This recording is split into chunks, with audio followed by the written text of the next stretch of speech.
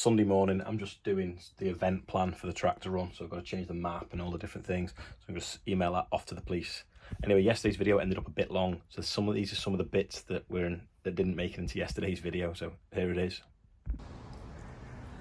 Randomly, don't know why, but 2 people asked me on Instagram, how heavy is that front weight? That front weight is 2.5 ton. We made it. It's filled with borite. Well, actually, I bought it as a kit. So it was all the steel fabrication was done. The lights weren't on. It was the other upside down, and it had 2 holes in it, and it come with the front frame. The front top link frame thing. So we put these on for putting spare feet in for the Claydon drill, and we bolted that top on. Then we had it upside down, and we filled it with borite, which is a really heavy, like a sand thing that they use. Not exactly sure, something to do with mining. So we put some scrap in the bottom and filled it with that. Got it to 2.5 ton, then welded the bottom shut. And that was about 6 or 8 years ago, but really handy weight block, and just looks pretty cool on the tractor. We obviously painted it, so what I did was I took a hydraulic cap, not this one because this one's black, but one that was painted grey, took it to the paint place, said, can you make me that grey? He made me that grey, so it's painted up in Fent grey. So the only trouble with it is when it's on the 724, because the link arms on the front are a little bit shorter, it can catch the wheels on full lock, because as the wheel comes round, it sort of just kisses it here, and you have to get the top link on a funny angle. That is the only problem with it. But otherwise, yeah, 2.5 ton weight block. Don't know why. 2 people asked. I think it was yesterday or the day before, but I said I'd give you a closer look at it. So when you tap it, it sounds solid actually, because it's just full of this like really heavy sandy stuff. So you have to Google borite, see actually what it is. I think it's mined somewhere up in Scotland. Someone said, can I have a closer look at the digger? Now, it was in a video when it arrived. It's not all arrived. There's still a laser bit to come. But we'll go and have a quick look at the digger now. We've had it, I don't know, 3-4 months maybe. So far, very pleased with it. It's obviously got all these angle sensors on the boom so that you can grade off a yard. You can set the bucket to where you want, press a button inside the cab, and then it'll stay at that gradient. It's got a few little battle scars on it, mainly branches that'll flick up on the tracks, or when it's working against the pile, sometimes gets the odd scar on it. As you can see, there's one of the cameras on it. But I know there's a few people that watch the videos that are digger enthusiasts. I personally think that tank should have been yellow plastic, not black. But maybe there's a reason. Maybe in time it'd fade and not match. I don't know. But yeah, it's a 313 Caterpillar. So it's a 13-ton machine. But for some reason, they sell it as a 13-ton machine. That's Nick's muck spreader, by the way. But it weighs 14.2 tons. It's got quite a fancy dashboard inside. And it doesn't have a key. Just kind of turn that. And then that will, there's me. Hey. This will warm up like most modern things now. It takes ages to boot up, just like a computer does. So there we go, the computer's booted up now. We can turn the radio off somehow or down. Don't know.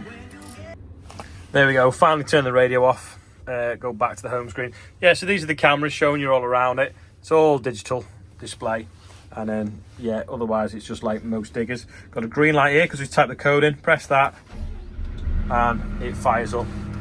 And you can use this thing to go through the different menus on the bottom along the screen there, and you can select where you want to be. It's doing it wrong. Oh, well, actually, until you put this handle down, it grays some of them out. But yeah, everything on here you can turn on and off. It's pretty clever. It tells you all the different angles that everything's set at the moment. Now it's parked, and we've done 243 hours on it. But the best thing about it is it's got a heated seat, and when someone leaves the window open and it gets a bit damp, the heated seat is lovely because it dries out really quickly. But yeah, I don't really drive it much.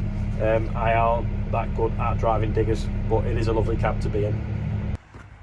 Just got off the digger, and there is an amazing rainbow, double rainbow over the top of it. It's amazing that. What's it called when you like the sky, whether you like the sunrise or the sunset or you like rainbows? It's not astrology because that's like the night sky and stars, but what is that called? Someone must know, it must have a term. But yeah, it looks amazing. And I think I'm slightly obsessed with it. There it is, completely over the new building. Shame the ports cabin looks scruffy in the middle. Over the top of the machinery shed. So on Wednesday I think it was, I mentioned something about organic farming being, people that buy organic, it being an elitist choice. Upset quite a lot of people. I think I actually lost quite a few subscribers that day. And loads of people are commenting going, but you don't need to grow without chemicals, you can grow with this and you can grow with that. Yeah, you can also, you can grow with cow muck and the different forms of nutrition. But I wasn't just specifically talking about fertilizer or plant protection products, whether that be fungicide or herbicides and things like that. But don't forget, organic farming, in order to kill weeds, you have to use a big tractor like the one behind me and mechanical means of soil preparation, i.e. you have to beat the soil to bits to kill weeds or plough them underneath, which then causes soil erosion, whether that be from wind or rain. Whereas from a conventional system, you can use glyphosate, which someone also said causes cancer. Absolute rubbish. Absolute rubbish. There's so many studies proving that wrong. And if you actually want to Google the Portier papers, you will find out the story there where you've got law firms in America paying scientists to write things for the WHO, which is the World Health Organization, in order for them to make a lot of money out of Monsanto at the time. Anyway, there's a real long story in that. But just remember, organic does not just mean, conventional farming and organic, it does not mean lack of fertilizer and lack of sprays. It also means the method of establishment and the method of controlling the weeds and growing that crop. So you do have to use mechanical cultivation methods more so in organic farming methods. Some organic farmers will try to direct drill, but it isn't always a success, and you do have to sometimes use hose and different things like that, which all sort of chop up earthworms and move the soil around. Don't get me started on glyphosate. If anyone thinks that they're more of an expert than I am, don't even go there. I could rant for hours about the benefits of glyphosate. If glyphosate was invented today, or the trade name of it was Roundup, for those that don't know what I'm talking about, someone would win a Nobel Peace Prize, because on the 15th of November, they predict the world population to be 8 billion.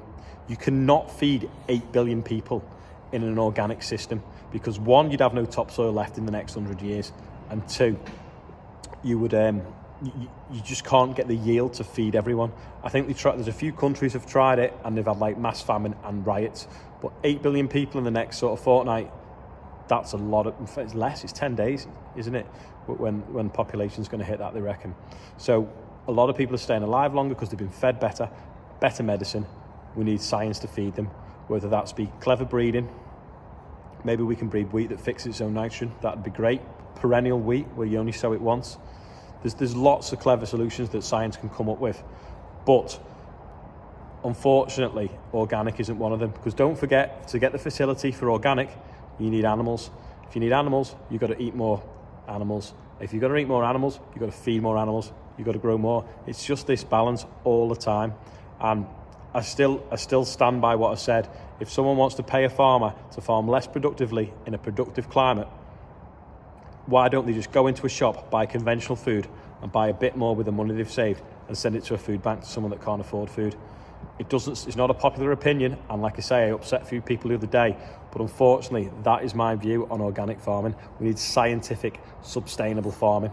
Anyway, let me know in the comments. Argue amongst yourselves if you like, but that's just where I am on it. I better just add as well that the chemicals we use today aren't the chemicals we used 20, 30, 40 years ago. You know, all the ones that actually were harmful to people have been banned. So I'll just add that in there. Should have had this hat on for me rant about organic versus conventional farming, but it's everyone's choice what they want to buy. I just think, got productive farmland in the UK, we should use it as productively as we can while there's a growing population and then people in the world that can't afford food. Anyway, here's today's birthday bumper. It's an early one today because I've got to go to somewhere. But Ben Lackworthy, Ollie Hone, Tom Beer, Alex Temple, Lewis Corlett, £15,234 raised for the Air Ramblers, just by wishing happy birthday to everyone on there and anyone else whose birthday might be today. Happy birthday. Just coming to have a look how Charlotte's getting on at the Holly Letches building. I think the grass needs cutting. going to be the hot tub area. Smells of paint.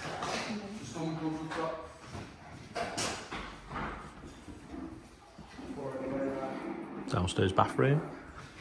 That bed doesn't look very comfy. The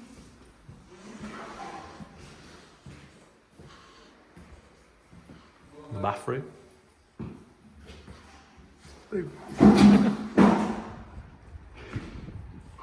Bedroom.